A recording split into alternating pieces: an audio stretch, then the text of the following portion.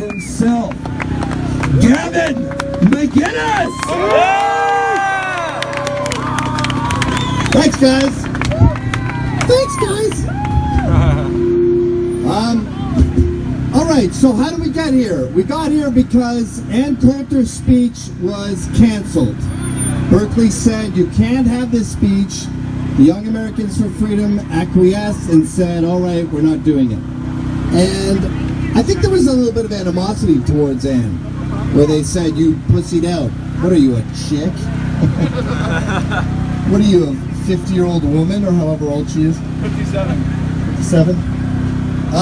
And I thought, if I write 10 bestsellers out of the 12 books I've written, I want to be picked up in a limousine, taken to a podium that's made of teak, do my talk, and then be whisked away on a first-class flight. That's what happens when you write that many books. But anyway,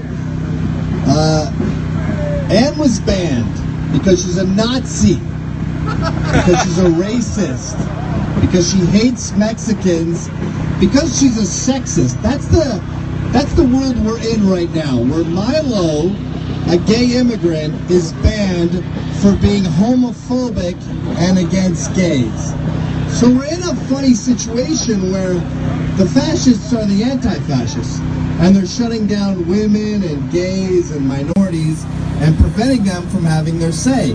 And the beauty of the First Amendment and the beauty of America is it allows for these mistakes.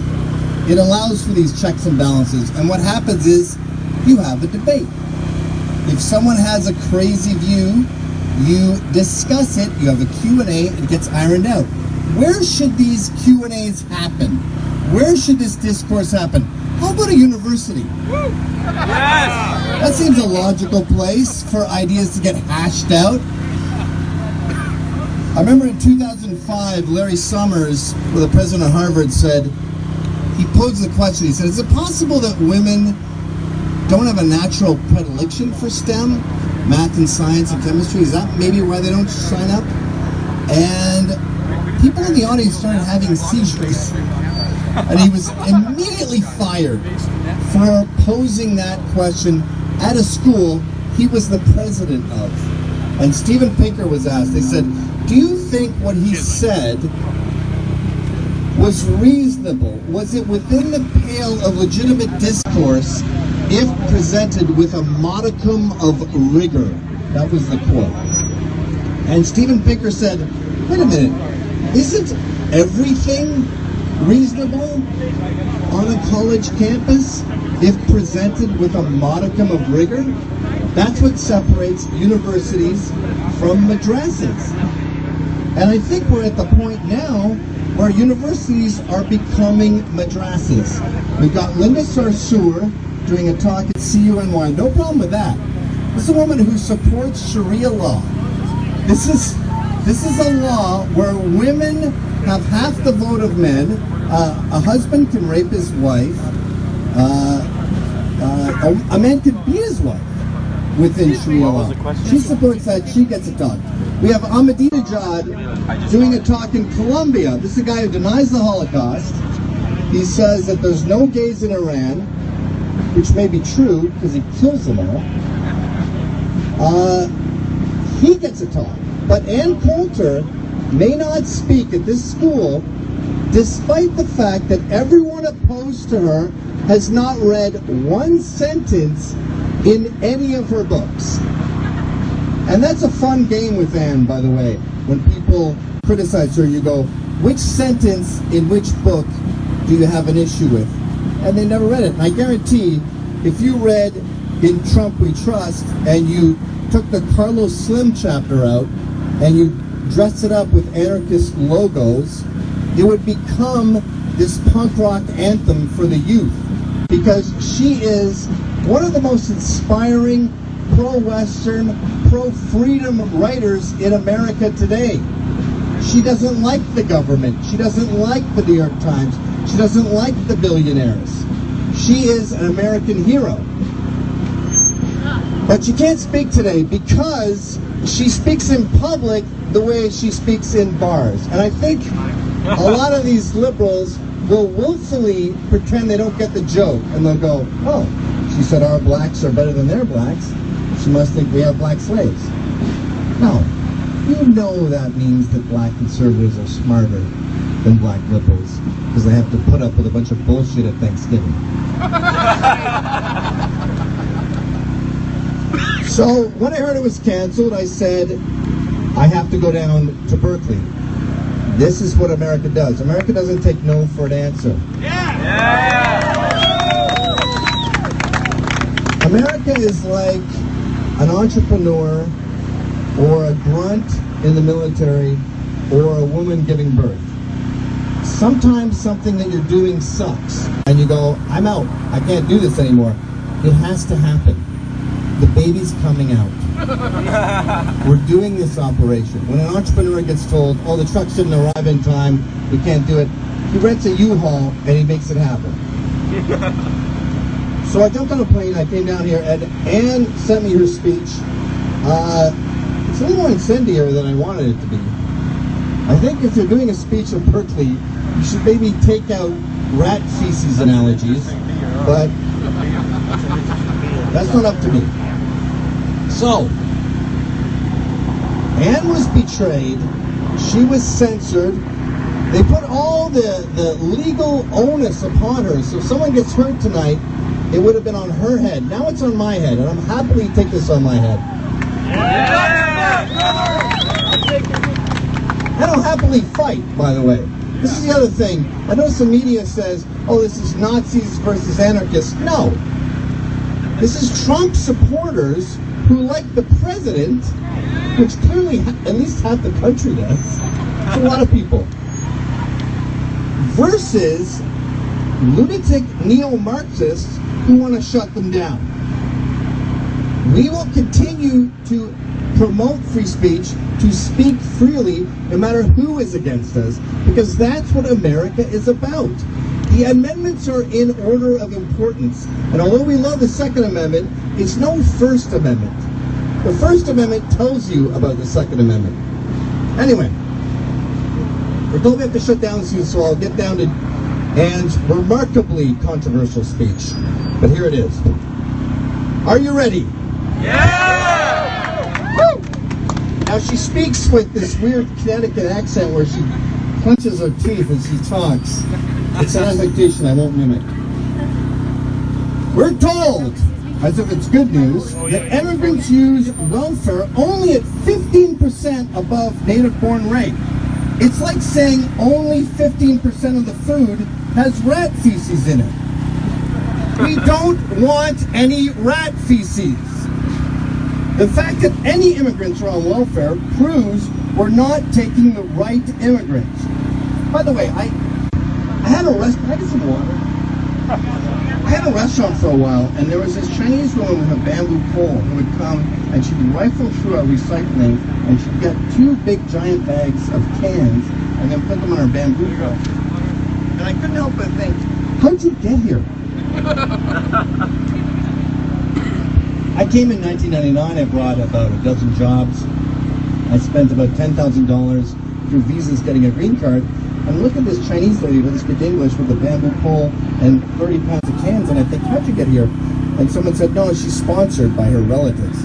And I go, well, what are the relatives? Like, if your son brought your mom here and she's going through the garbage with giant bamboo poles of cans, you fucked up. Isn't that the deal? Don't you have to take care of her? Anyway, that's my tangent. The fact that any immigrants are on welfare proves we're not taking the right immigrants. These aren't native-born citizens we're talking about. We can't take anyone we want.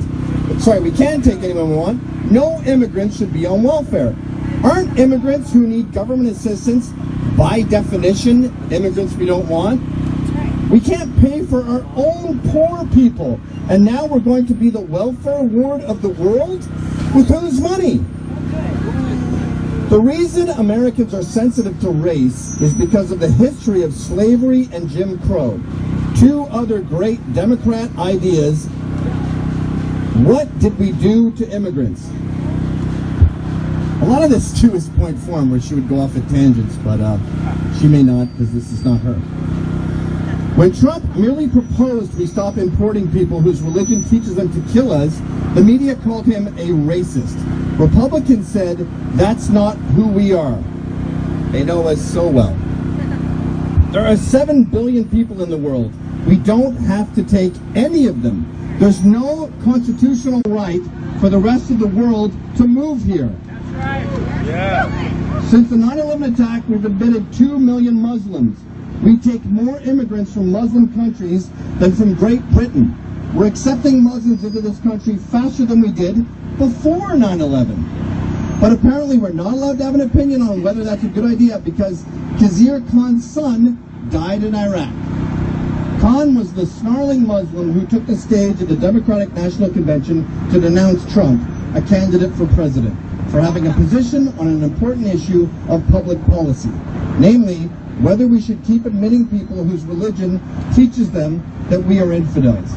Khan's son was one of only 14 Muslims who died fighting for America in Iraq or Afghanistan, which is also the number of U.S. soldiers who have been killed by U.S. soldiers who were Muslim. I assume she's talking about Fort Hood.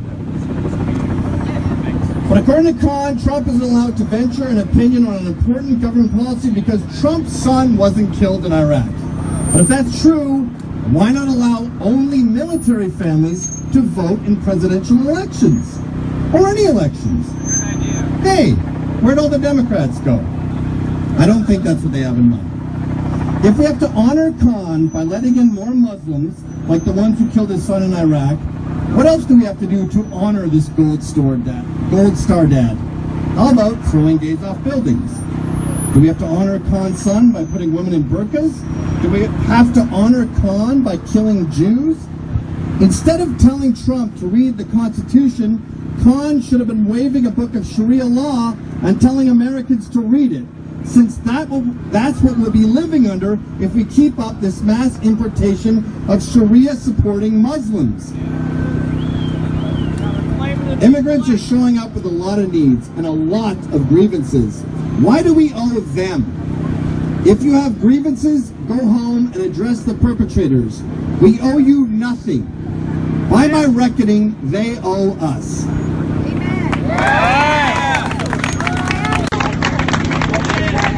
That was the speech that Anne was going to say at Berkeley. I don't see anything factually incorrect with it.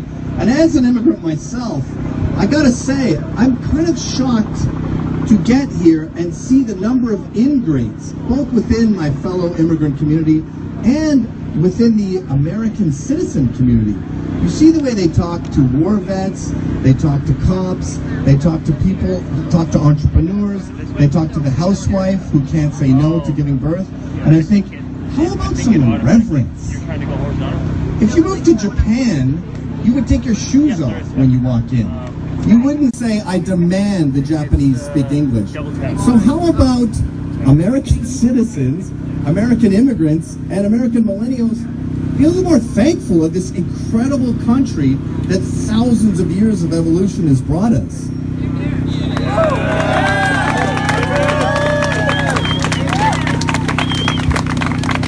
You know, when they say God bless America, atheists laugh like God is up there randomly choosing a country. But I think God has blessed America. It's the country closest to natural man, natural humankind. It's the freest country in the world. And if you're the freest country in the world, you respect humanity more than any other country in the world. And how do we know about all this? Through free speech, through talking to each other, through having open discussions, through debate, through Q&As.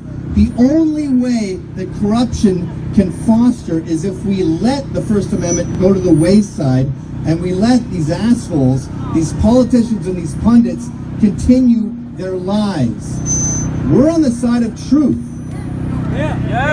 Lies run sprints, the truth runs marathons, and we're in it for the long haul here, guys. So we are going to make these speeches happen no matter what anyone else does, because America was based on freedom, and that is why it is the greatest country in the world.